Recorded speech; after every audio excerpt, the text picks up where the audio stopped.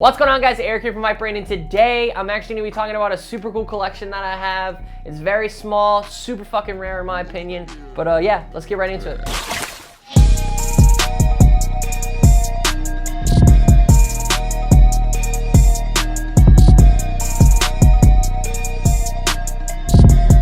So today we're actually going to be talking about my collection from Euphoric Supply. If you don't know who or what it is or who they are, who he is, it's actually just one fucking person on Instagram mainly. His name is Julian. He has made anything from Tyler the Creator based Hot Wheels cars to rapper Pokemon cards to a bunch of other cool collectible shit that you probably didn't even know was a thing, but it is, and you should definitely get on top of it if you haven't already or heard of this guy. So with that being said, let's get right into my collection. It's not very large, however it's super rare. Before I did this video, I actually Googled, searched some of these cards and found that I have anything that's worth $75 to $100+. So this is fucking sick. I'm not gonna sell them. I would be stupid if to do so. However, I find great pride in having something that's actually super rare and collectible. So now getting into the first card, like I have about 4-ish cards, and I have 2 cool ass stickers from him that came with the cards themselves. Actually super dope.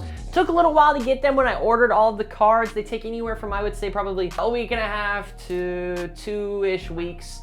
He does ship them from Canada if I'm not mistaken, so it takes a little bit to get through the mail. So number 1 on the list is my Travis Scott Butterfly Flex card.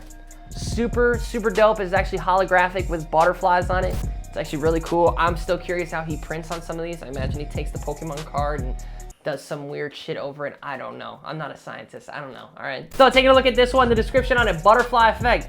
For this life he cannot change. Hidden hills, deep off in the main. Plus 3,500.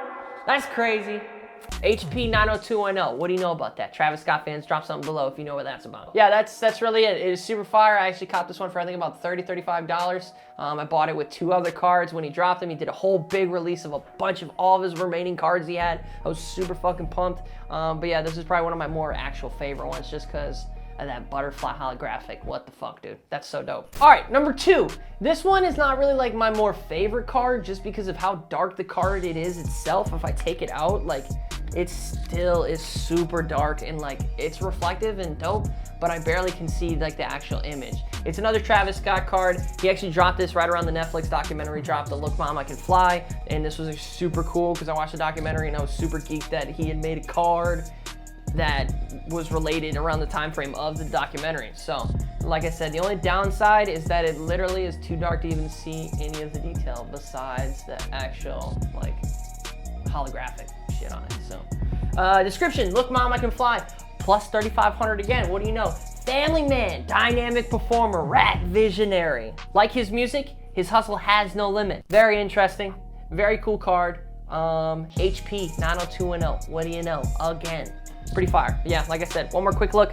Look Mom, I Can Fly Cactus Jack card. Pretty dope. The other one said Travis Scott in the top corner. This one says Cactus Jack. So I feel like it's kind of a cool touch. Now, these are the last 2 cards. They are the same card. One's just different from the other, and I'll explain shortly why in a minute. But this is actually my favorite card that I own. At first, I got the non-holographic version because I literally just had to have it because it is my favorite rapper of all time. I was a little bummed when the card first dropped because it didn't come in a holographic version, but I did talk to him on Instagram DMs around the time, and he said he just wanted to get the cards out for Christmas. So I totally respect that and understand that, and I'm actually glad that I got to come back around a second time when he dropped the card again as a holographic version, and I got to get it. So with that being said, here it is. It is the Mac Miller 2009 card, non-holographic.